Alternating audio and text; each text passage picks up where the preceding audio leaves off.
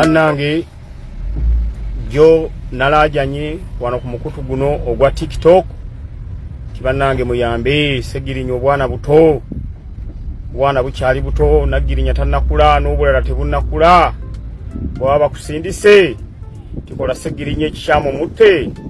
unange kyusaamu gamenti musajjato bwana nga tebunnakula mwagazaaki kubanga jo wabaddewo ka boda akabadde kangoberera nga bwe tulinnyamu nako ne kalinnyamu bwe tuweta nako ne kaweta nenga nti oba abasajja ate tebaawulidde vidiyo n'olwekyo kanziremu nkola vidiyo eno ey'okubiri munnange yamba gwagenda atemula gwagenda kuba abantu amasasi ye Segirinyawo mutaase oleme kimukola kubanga bannange obwana buto Nagirinya tannakula tenakava mu kaduukulu ka myaka 2 yamba baabafunamu omutima ogw'ekisa. Okay, osibyeyo otya. Amawulire gesembi okufuna nti abavubuka bano boolaba wano Baichi ne David mubanonya Pastor Kayanja bamwetondede olw'okumuwaayiriza n'okumwesibako n'omukonjera ebigambo mbu yabasiyaga nga bakozesebwa abasumba abamu abali mu ntalo z'okulwanisa Pastor Kayanja. Njagala omanyi nti Pastor Kayanja alina basumba bangi abamulwanisa abagala church ye Galewo olwa 77 ye yafuuka ensonga yaluma abasumba bangi nnyo nga wala batekisoboka muntu kuba na service eyo okumala omwezi mulambo okumala omwaka nga service eyo ebeerayo abasumba abo kyabaluma nnyo okulabaga ne Kayanja muganzi nnyo eri State House president ne Mama Janet kyabaluma nnyo abavubuka bano banoonya Pastor Kayanja bamwetondere olw'okumuwaayiriza n'okumwesibako n'omukonjera ebigambo mbu yabali ebisiyaga bano mu mapengo ne munne David ne mfunye omukisa okusanga omusajja ono nga mvubuka ono bamita Mukisa Elisha mvubuka ono yali musiyazi n'abivaamu era bano ba David badduka gye badduka bagenda ewe ne babeerayokko ne bagamba ddala Kayanja yatusiyaga ono omuvubuka gw'olaba musajja mugezi nnyo wa bujulizi n'agamba bamukakasa nti Kayanja yabasiyaga antumye abasawo okuva mu State House babakebere babakakase nti ddala babasiyaga twongereyo ensonga zino abavuka bano badduka kasa bategeera nti abasawo bajja badduka ne beekweka mbu badduka paka wa Pastor Bujingo waffe wa bulijjo ngenda balaga ne message Bujingo zimbuzi yali akozesa ng'aweereza sente eri Mukisa Elisha ono gwolaba byonna ogenda kuba obiraba so kankuteeko Mukisa Elisha ono owulire obujulizi obw'enkunala nti Mapengo ne munne David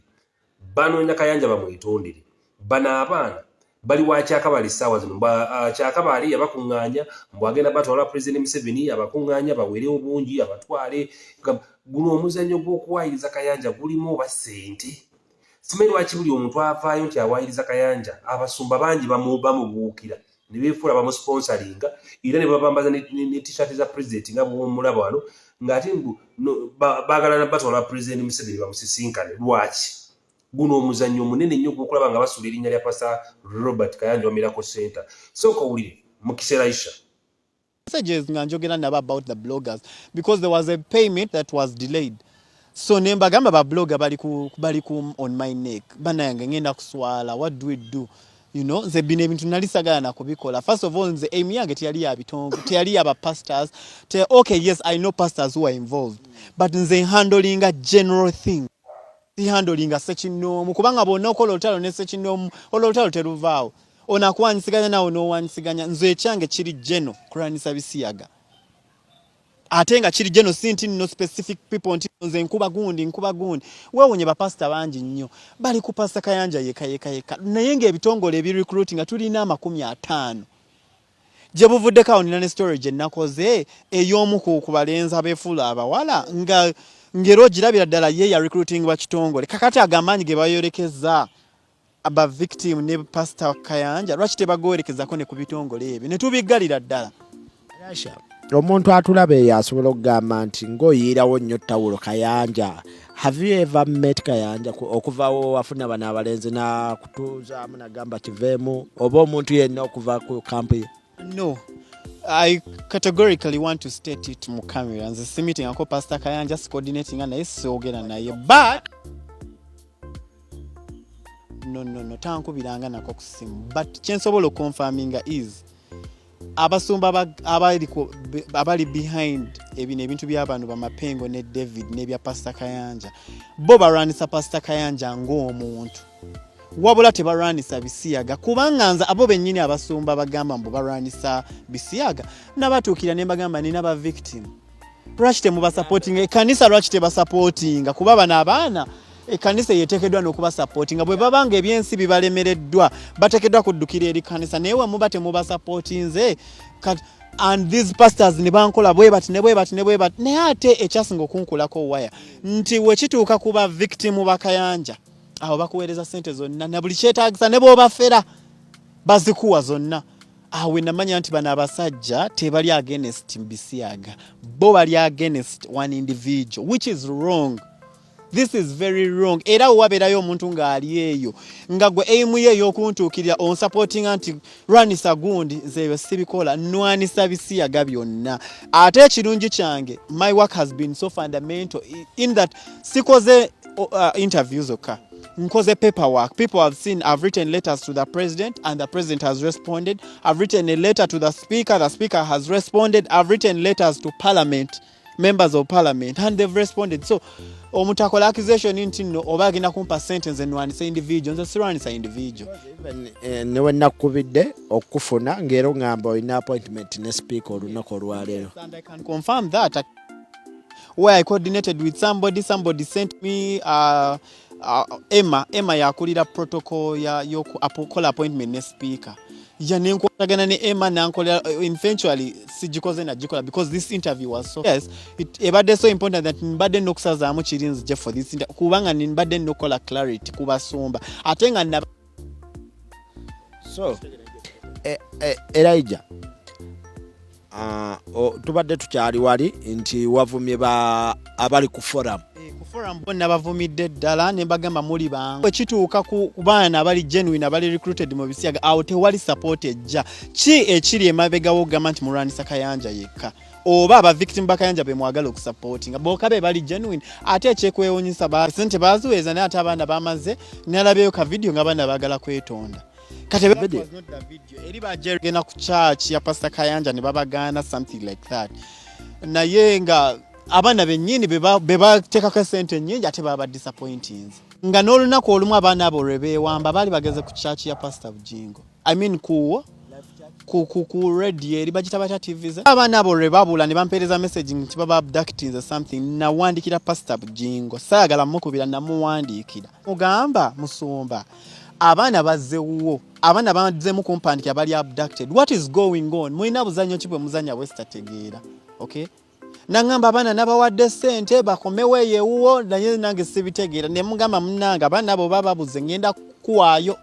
nakimugamba ngolo beewambe bajjeko amasimu ne badda after 3 days ne bagamba bagenda wa Kyakabaale awo story ya Kyakabaale we yayingirawo ne mbabuuza ne bagimbuulira mpanvu eri awo waali awo omukyala agamba like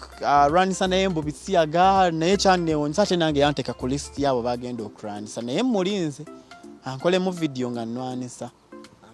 ate mbo wefuula nti obalwanira ku wefuula mbu olwanisa bisiyaga nayo naawe okyabirimu naawe bwino mmulina nembuza Kyakabaale tamanyi talina namba yange kati ate amanye like agamba nti nze nzirako nti alina ne bwino naye pakati ninze ajjayo bwino ndaba tamugjayo sobana abaana Mapengo ne David bagenda wa highest bidder alina kasente akanti gye badduka mbo alayika yabasuubiza mbu bakuŋŋaanye abaana bangi Kyakabaale mbu bajja batwala ewa mu state house something like that but nze ninze ddirwa ajjayo bwino wange so David ne Mapengo right now bali Luda. I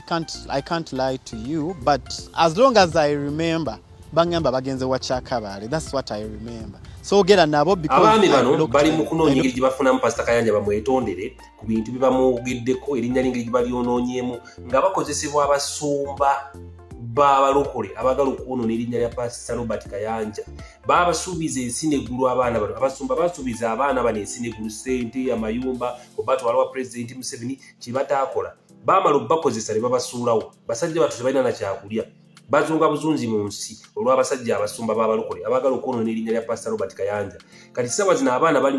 bali mu matigga tebalina we babeera bali bwebuzabuza tebayala mu bantu olw'abasumba b'abalokole ababa bakozesa nga bagala okwonoona erinnya lya Pastor Robert Kayanja owa Miracle Center byonna byali bipange nga wabiraba byonna byalimu omugaati nga bagala okwonoona Kayanja bamusuulire eddala ne kyaki ye ekitajja kusoboka eri kyagenda kusoboka kubanga olaba banavuka bagala kuddayo kwetolera Kayanja. Eno party 1 ngenda kukolera party 2 enkya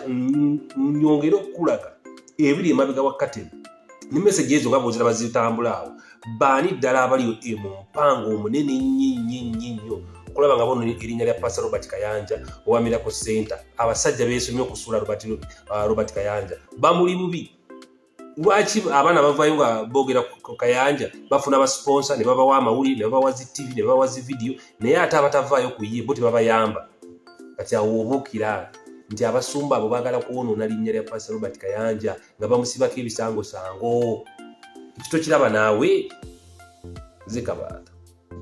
Yongera okujjukiza gwe mukwano gwange yeetaaga okupangisa ennyumba ku bbeeyi ensaamusaamu ng'ennyumba ya mulembe wabula ng'ateyo ebbeeyi ensaamusaamu. Weetaaga ennyumba ya lunaku lumu, wiiki emu, mwezi, mwaka oba n'okusoba. Weekwate aba West Apartments. Munnange basangibwa wali Seguku Katale okulinaana National Prayer Mountain. Balina ennyumba eziri furnished ng'ogenda nga wooli kwegamba buli kimu okisangamu wabula ate balina n'ezo ezitali furnished. Osobola bafuna ku nnamba y'essimu 0773022292. Beekwate mukwano gwange tojja kubeera ng'ate wejjusa. Yes.